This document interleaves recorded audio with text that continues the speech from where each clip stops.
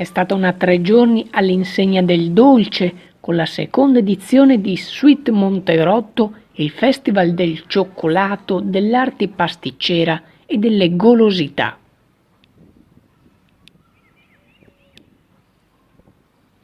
Tra Piazza Primo Maggio e Carmignato si sono poi svolte varie iniziative collegate, dall'esposizione d'auto d'epoca ai giochi in legno, dalle figuranti in vestiti d'epoca al mercatino, ma l'evento clou si è tenuto oggi pomeriggio con la creazione della barretta di cioccolato più lunga al mondo, 35 metri tra cioccolato al latte e fondente.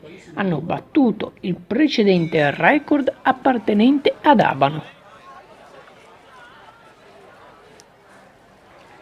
A realizzarla il maestro cioccolatiere belga Johan de Jager e l'associazione Cuochi delle Terme Euganee. La tavoletta è poi stata frammentata e con un'offerta è stato possibile accaparrarsene un pezzo. Tutte le offerte raccolte sono state destinate per una buona causa alla Fondazione Città della Speranza.